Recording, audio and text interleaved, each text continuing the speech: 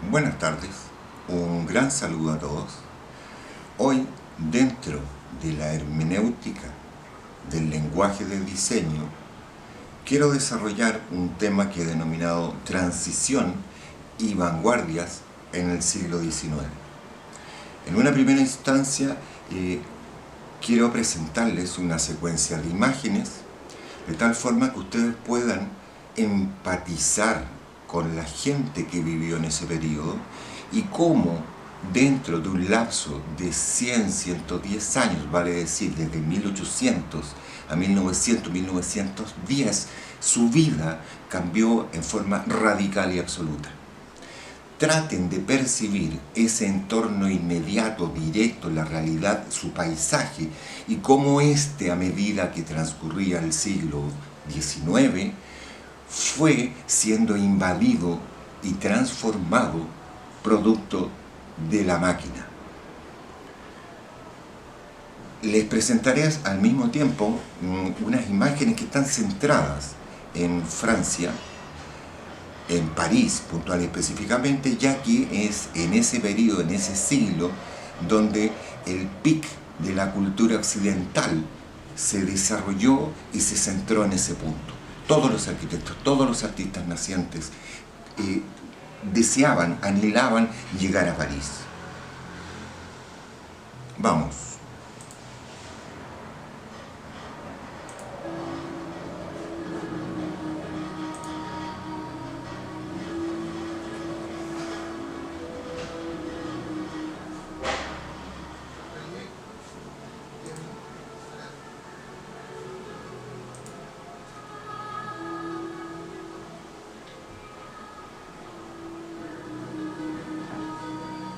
Entorno.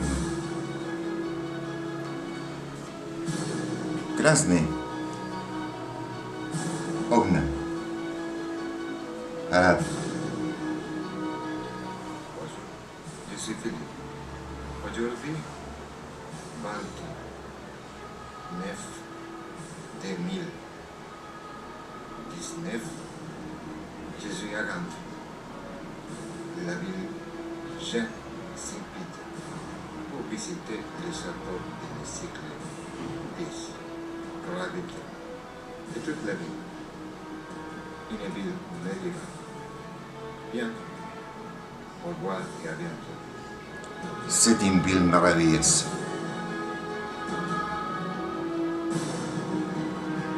Pero atrás quedó el paisaje, atrás quedó la naturaleza, atrás quedaban los dictámenes oligárquicos y llegaba el pensamiento moderno que va a comenzar a proliferar al interior de la ciudad.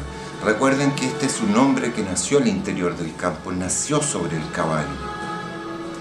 Y en estos 100 años, su ciudad va a crecer. Esa ciudad, sus calles, van a pasar del caballo al carruaje, del carruaje al tranvía y del tranvía al automóvil. A mediados del siglo XIX, por otro lado, recuerden que la vía férrea, el tren, va a comunicar las distintas ciudades, va a permitir una comunicación directa. Las sociedades, los pueblos se habían mantenido totalmente apartados, pero ahora todos confluyen en la ciudad, y las máquinas, la calle, el adoquín, los distintos divertimentos que tienen ahora, le van generando una sensación de bienestar, de bonanza, de riqueza.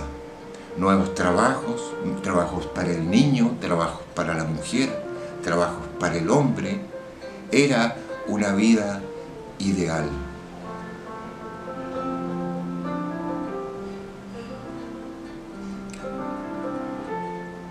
Después de haber pasado incluso por el daguerrotipo, aparecen las primeras cámaras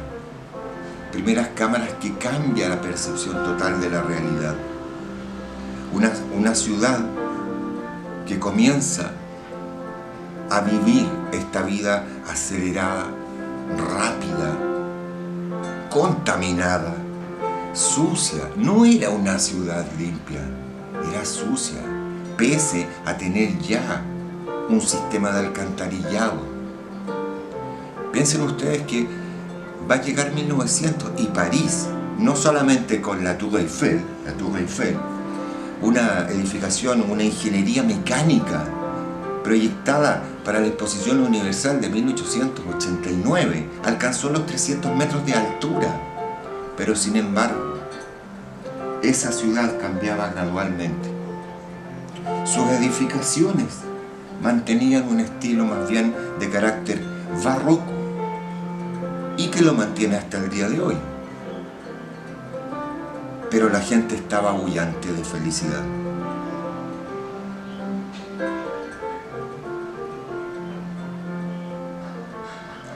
La Rue de Lyon.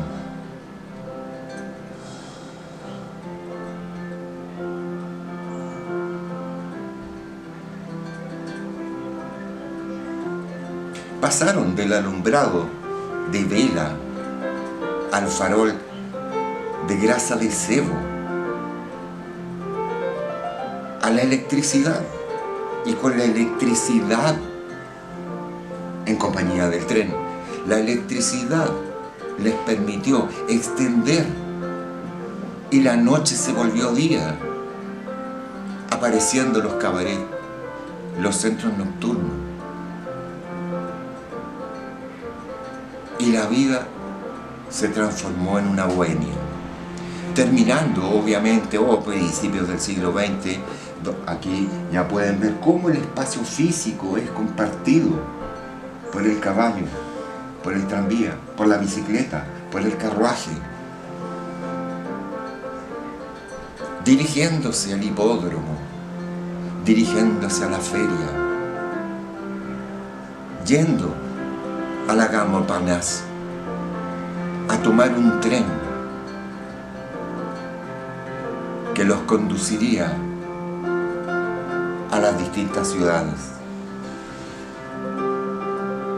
Le Boulevard de Clichy, pour là-bas, les Moulins Rouges, Henri-Marie de Toulouse-Lautrec,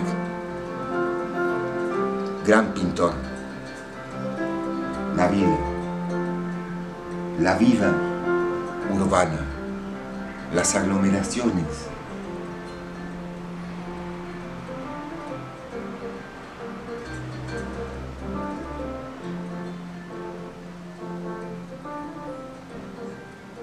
El sport, la natación, fíjense en el elemento. Surgen inventos que no necesariamente son propios del diseño. No, hay una búsqueda, una experimentación. No importa el resultado, no importa el estilo. Vamos a patentar. La vida mejora. La máquina me ayuda, la ciencia me ayuda. Un ser que hasta en ese momento, para que me entiendan, se baña 3 veces por semana. No, 3 veces al año, por recomendación médica.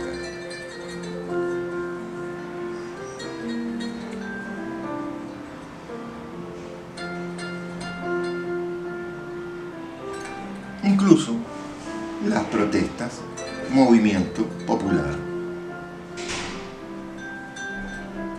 demandando igualdades. El tranvía, la carreta, el transeúnte,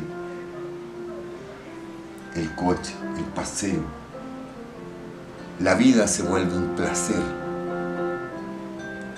llegando hacia finales de ese siglo, en lo que llamamos la época decimonónica, a la Belle Époque, la bella época. La gente es feliz.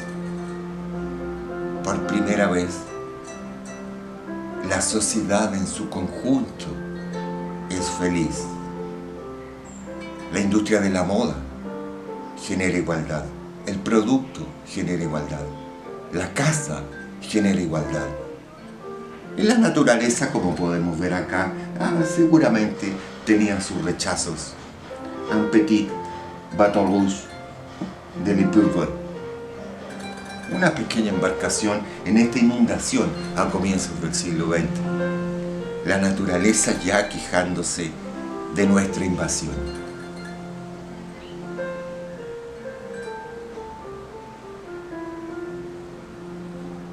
Entonces será en este mundo, en este nuevo mundo, donde el diseño naciente tendrá que generar una propuesta.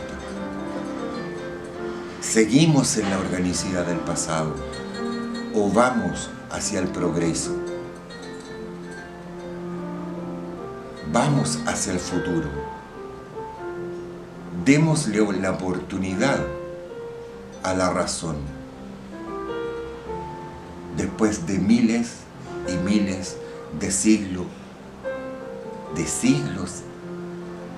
de sacralización de aquella naturaleza maravillosa, pero que nos mantuvo en una situación paupérrima. Hasta finales del siglo XIX se vivió en condiciones de pobreza, y fue esta nueva urbe y sus nuevos sistemas de vida los que generaron igualdad y poder adquisitivo. Ahora vamos a ahondar en la problemática que tuvo que vivir el diseño. El diseño frente a esta realidad adversa y positiva. ¿Cómo cambiar la mentalidad? ¿Cómo cambiar esa sociedad? ¿Cómo cambiarle su estética? ¿Cómo pasar de esa organicidad mimética del pasado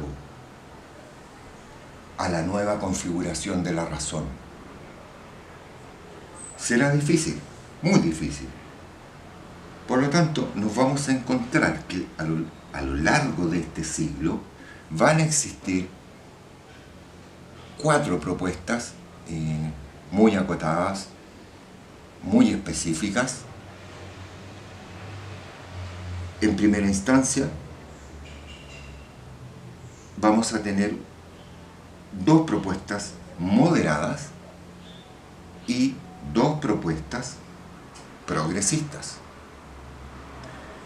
Dentro de estas propuestas moderadas, que analizaremos ya en profundidad, pero que hay que entender un poco su problemática previamente, tenemos el Art and Craft, desarrollado en Inglaterra por William Morris, Ruskin y otros, y el eclecticismo histórico, que es lo que la sociedad del momento va a permitir. Y por otro lado, esta nueva mirada, este nuevo pensamiento, ya en ese momento ofreció como vanguardia progresista un estilo esquelético surgido directamente de Inglaterra, producto de los nuevos materiales surgidos al interior de la industria y sus morfologías, y la Escuela de Chicago en Estados Unidos. 2 propuestas severas, teóricas, doctas, y 2 propuestas que añoraban el pasado. Entonces, como digo, en primer lugar, entendamos a esa gente.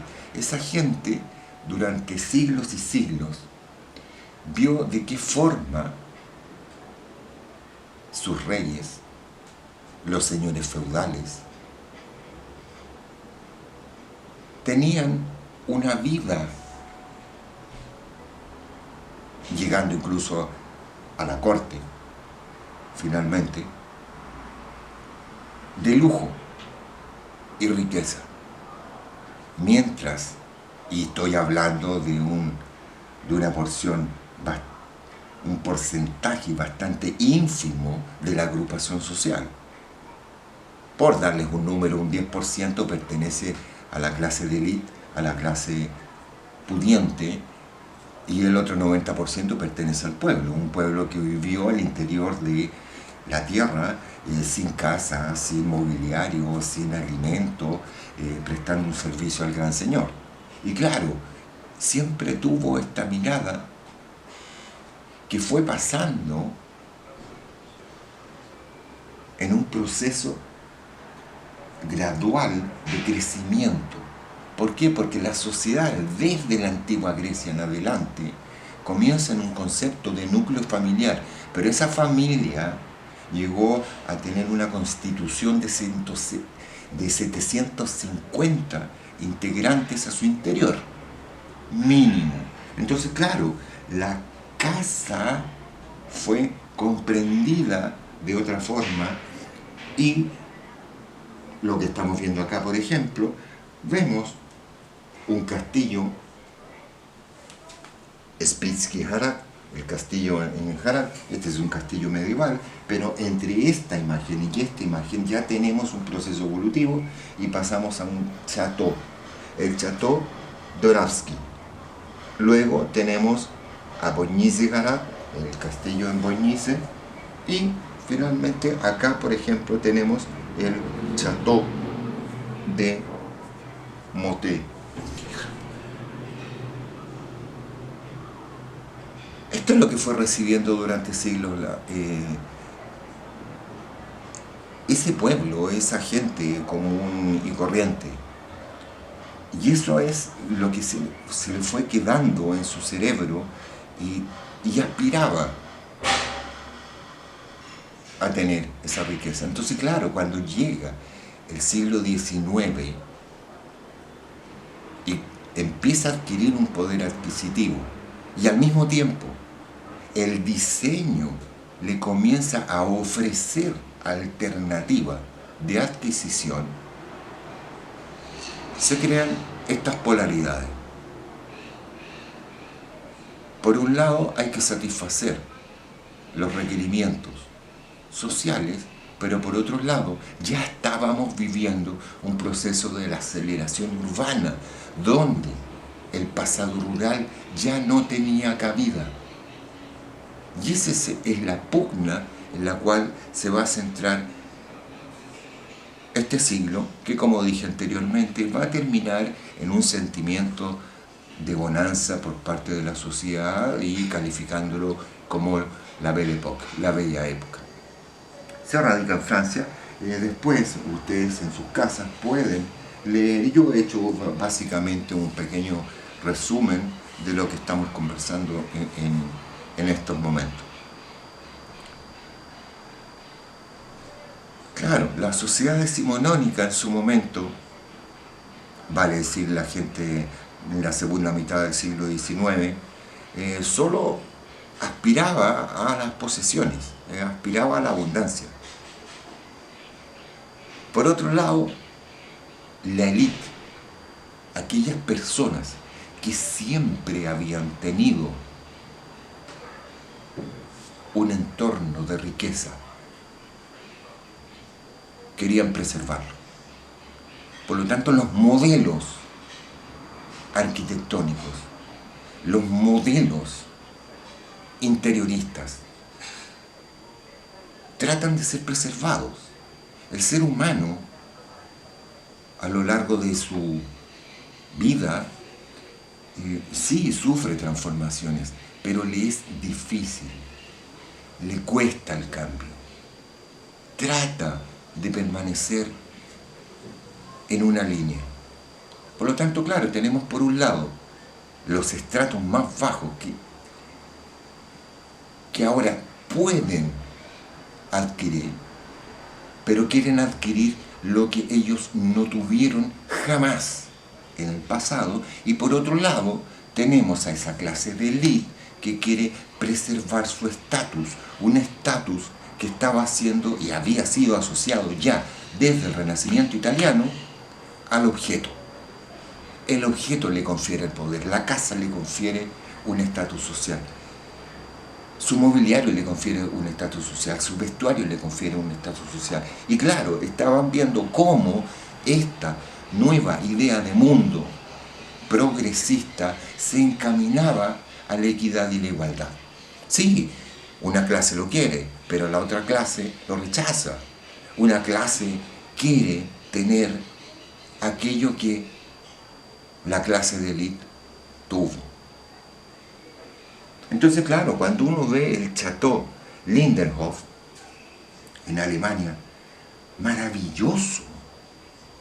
Yo quiero poseer este chateau. Saquemos a Felipe el Loco de su interior y yo quiero esta casa, mi jardín, mi paisaje. Y ahí volvemos al problema de que inconscientemente se preservan lenguajes del pasado.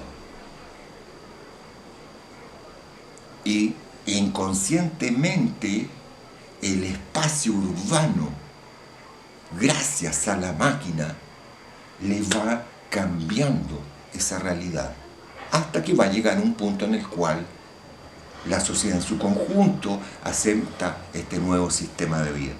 Pero aún nos falta bastante tiempo para que vaya a ocurrir eso. Claro, en su momento, yo que viví durmiendo en medio de una tempestad, en medio del barro, y sabía que aquellos señores al interior de sus hogares majestuosos tenían todo un equipamiento que, insisto, es un equipamiento que apunta al signo social, al estatus social, y que en muchas oportunidades hay objetos pertenecientes a este espacio que ni siquiera fueron utilizados, o objetos que, producto de la ornamentación por el embellecimiento de una estética, cayó en la funcionalidad, porque nunca fueron pensados desde la función. Entonces, claro, en ese momento, qué maravilloso sería tener un espacio renacentista con una cama con dosel, con un entablado en madera, y que ese entablado en madera subiera por la superficie de los muros y se aplicara al mismo tiempo las techumbres con lámparas de araña. Eso es lo que yo quiero. Elementos ornamentales al interior, taraceas en el espacio superior. Todo este espacio me habla a mí de un trabajo de artesanía, de un gran maestro, de largo tiempo de producción, de riqueza. También pertenece a un espacio más bien de carácter renacentista. Acá tenemos un estilo Reina Ana, y finalmente lo que tenemos en este costado es el lavamano y el WC de un baño de estilo victoriano. Entonces, claro, esas son las aspiraciones. Barroco, Reina Ana, victoriano, etc. Son la pauta y moda del deseo ferviente. Analicen sus colores, analicen sus formas, analicen sus líneas.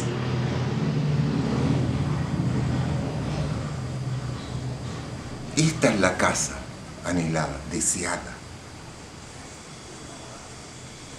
Este es solo un ejemplo, es una casa de estilo victoriano, con un interior victoriano. Molduras, textiles, cortinas, tapices, mueblería, ébano, palo de rosa. Claro, en la época victoriana, la máxima ebullición de la riqueza al interior de Inglaterra. Aspiraciones, deseos. Pero recuerden ustedes, desde 1850 ya, los diseñadores, los arquitectos, al interior de una vanguardia de progreso, vale decir, progresista, presentan este nuevo espacio un estilo esquelético o la arquitectura esquelética. Una arquitectura propuesta desde la industria, una industria que va a pasar de un desarrollo de los metales después de haber redescubierto el carbón, del hierro al acero, del metal elaborado, prefabricado, como objeto, a la placa. Un espacio que se va a plantear como objetivo cubrir grandes dimensiones, pero que en su configuración de espacio, que ya apuntaba a la geometrización, privilegia el vacío, lo que hace que ese volumen se desnude, se vuelva traslúcido y permita la observación directa de la estructura en un sistema mecano que ha generado una aceleración en el proceso de producción. Una prefabricación, una arquitectura basado en la estructura lineal, inicialmente lo de los hierros, como lo fue el Crystal Palace de Joseph Patton en Inglaterra para la Exposición Universal de 1851, hasta alcanzar una construcción ya mencionada, la Torre Eiffel, de 300 metros de altura, que no era más que una demostración de poder de la ingeniería, que iba a ser desmantelado una semana en posterioridad a la terminación de esta exposición universal, donde se mostraban todos los grandes avances de la ciencia y la tecnología. Sin embargo, causó tal impacto a un nivel mundial esa mega estructura de Gustave Eiffel, que permanece hasta el día de hoy siendo el emblema de París. Entonces, claro, este espacio, cuando fue propuesto inicialmente, fue el espacio casa, el nuevo hábitat, pero un hábitat translúcido, rígido, estático, que trabaja por una simetría especular y la reiteración modular en este caso del elemento lineal que constituye la estructura. Y los cerramientos mediante la utilización del paño de vidrio, que en su engarzamiento genera la percepción de inexistencia, vacío. Elementos longitudinales de grandes dimensiones, una escala urbana, abandonando los estilos del pasado que permanecieron dentro de una escala humana. La tipología de propuesta espacial, al no ser aceptada y al no concebirse una utilización propia desde el hábitat, va a encontrar un nicho para contener grandes multitudes. Y es por eso que la arquitectura esquelética o el estilo esquelético va a ser propio o va a encontrar este nicho, como menciono, en las estaciones de trenes, en los mercados, en las ferias, en la utilización de puentes propios de la ingeniería, y pasando a ser una pequeña expresión al interior de una sociedad que sigue en un proceso evolutivo. Por otro lado, cruzando el océano, claro, tenemos también la propuesta de Louis-Henri Sullivan, a través de la Escuela de Chicago, que también, mediante un lenguaje progresista, racionalista, ya establece como punto base el sólido, la percepción de la masa en contraposición de la esquelética, el vacío. Pero esta propuesta apunta a su vez a consolidar nuevos caracteres. Es una forma porque se sustenta en la forma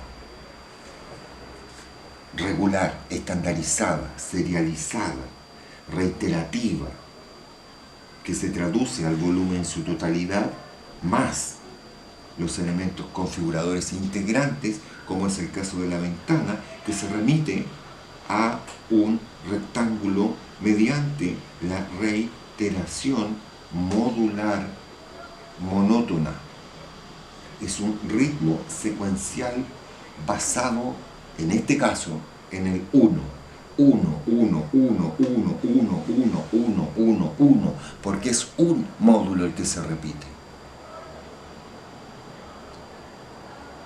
Donde, claro, integra los metales nacientes. Incluso hay una zona en hierro colado, pero que internamente lo que hace es rigidizar y estandarizar la estructura formal del elemento. No utilizando más allá o quedándose, al igual que la arquitectura esquelética, en la utilización del paño de vidrio y la estructura metálica. Pero en este caso no es estructural. Los muros interiores son macizos, son estructurales, al igual que los muros exteriores son estructurales. Lo importante acá es la morfología que logra el señor Sullivan mediante la reiteración, una reiteración que apunta a establecer equidad, igualdad en la sociedad. No hay una jerarquización por estrato social, hay una igualdad en el espacio. Y por supuesto, por efectos de época, él, al tener que trabajar por simetría especular, jerarquiza el elemento acceso con un inicio y un remate. Lo mismo en este achaflanamiento o curvatura que le confiere al vértice. Pero lo importante en él es que, claro, trabaja de la misma forma, con una línea ortogonal, para decir, solamente con verticales horizontales, y en muy pocas oportunidades integra la curva, pero cuando integra la curva, es una curva mediante un arco de medio punto, vale decir una semicircunferencia, que pertenece a la geometría pura. Incomprendido. La sociedad en su momento no estaba al alcance de la comprensión o la asimilación de este nuevo lenguaje, en cuya simplificación de todo rasgo ornamental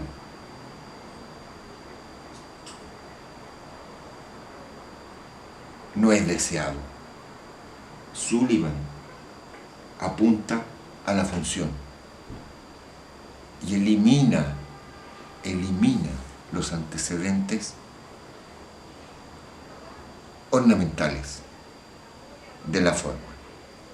Entonces van a ser dos estilos progresistas que tendrán que esperar el primer cuarto del siglo XX para poder entrar a un proceso evolutivo de desarrollo ya asimilado en su sociedad. No, de momento, esa sociedad va a prevalecer dentro de una vanguardia moderada al eclecticismo histórico o eclecticismo historicista. Porque, como ya mencionamos anteriormente, esa persona, ese individuo en ese momento, lo que anhelaba era el pasado.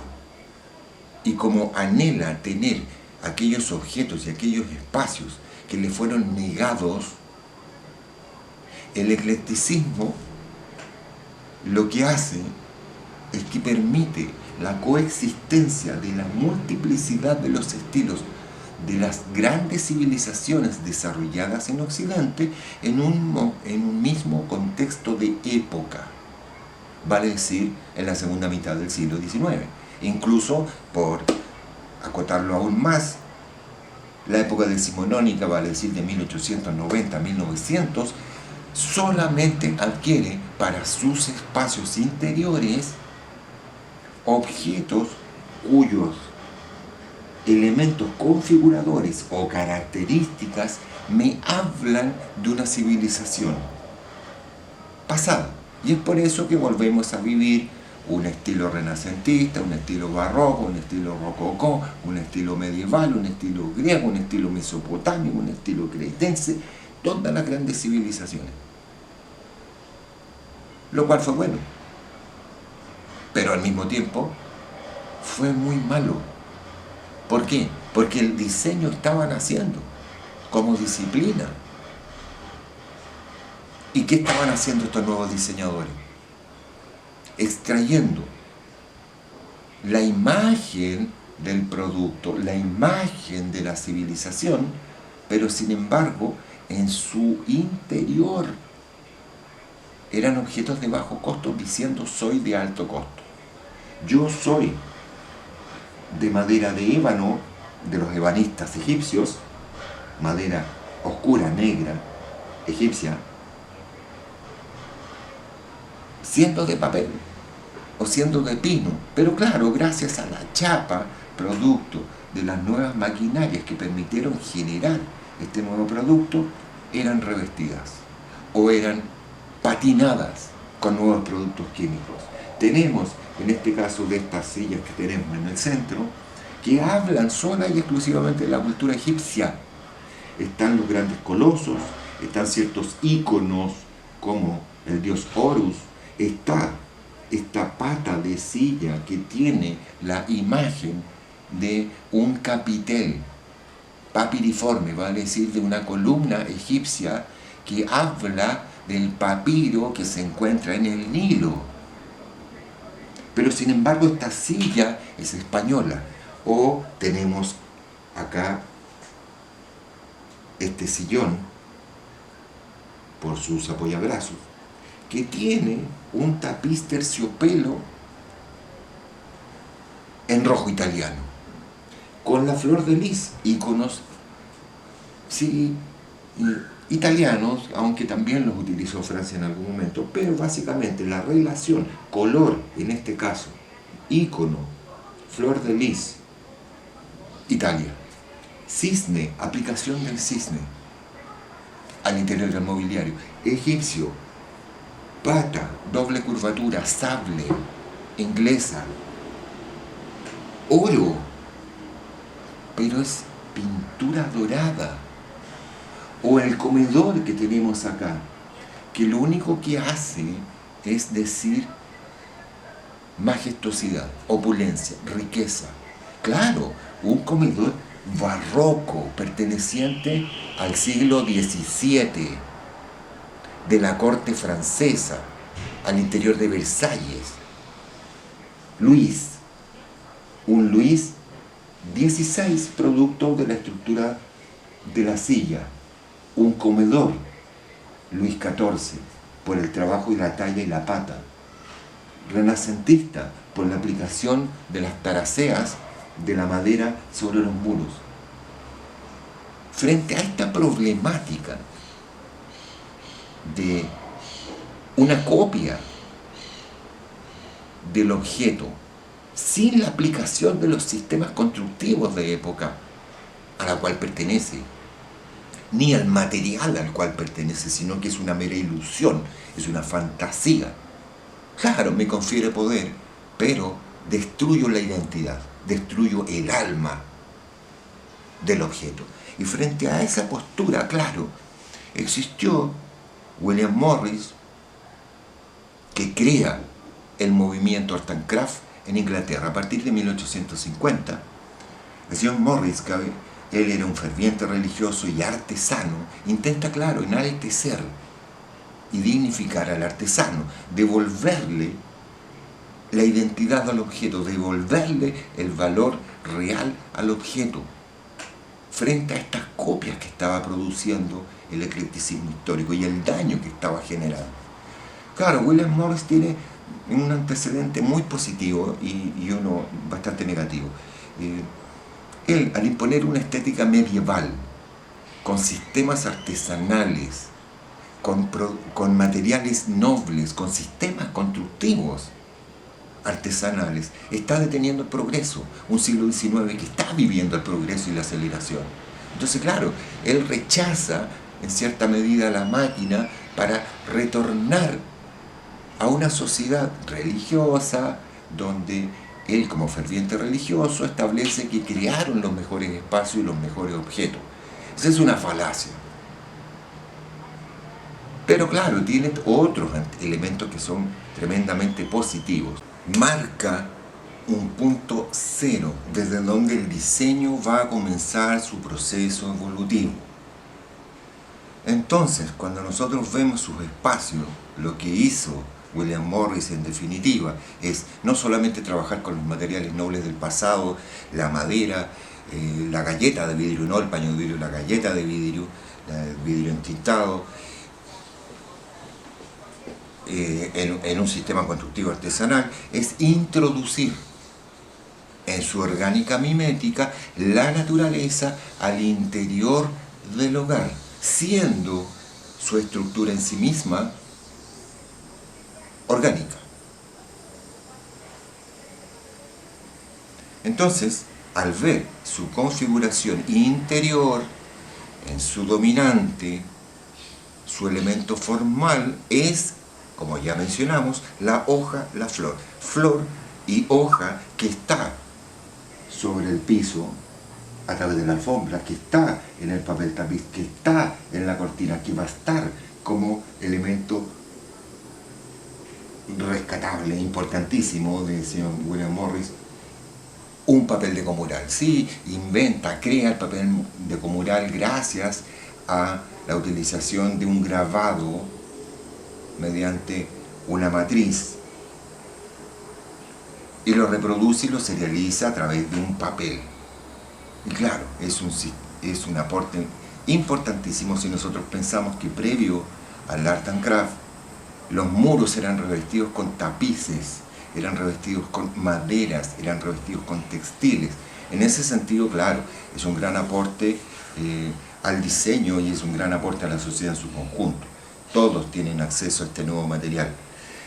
La escala en la cual trabaja el señor Morris es una equivalencia de la naturaleza. Trabaja una escala humana, trabaja en una escala pequeña, y una escala pequeña que va pasando del piso al muro, a la silla, al florero, a la flor, al libro. Todo mantiene una continuidad de escala y de proporción.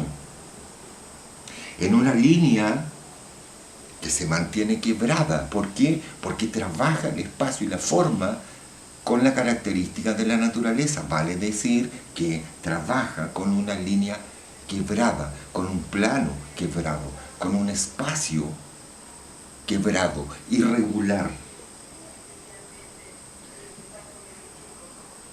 Y esto es, a su vez, ustedes se pueden observar, lo refuerza. Lo tiene en la forma, lo tiene en la línea, lo tiene en la escala, lo tiene en el grano. Es altamente texturante porque cada uno de los elementos se fragmenta por efectos de la proporción del elemento. Y el espacio, un espacio que se organiza sintácticamente en forma irregular, multidireccional, polimórfico. Pero como dije, lo refuerza con la psicología del color y trabaja desde la gama de los colores quebrados. Los colores quebrados son la gama con la cual la naturaleza presenta su imagen cromática. Y por otro lado, claro, hay objetos que hablan de un pasado desde el punto de vista de las estructuras, de las tallas, pero es fundamental entender que en un espacio Art and Craft siempre va a tener, por otro lado, alguna iconografía remitida al ser humano, pero de una pintura cuya escena habla de la antigüedad, habla de la Edad Media y en algunas oportunidades incluso integra algunas escenas del Renacimiento inicial.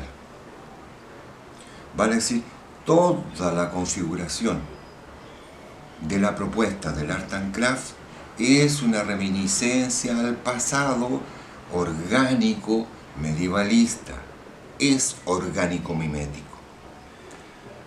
En consecuencia, el siglo XIX, si bien llegaron las propuestas del nuevo lenguaje a través de las vanguardias progresistas, estas tuvieron que detenerse, no olvidarse, detenerse y esperar su oportunidad, esperar que esa sociedad que estaba viviendo la Belle Époque, que estaba viviendo la abundancia y la riqueza, que estaba añorando el pasado que no tuvo,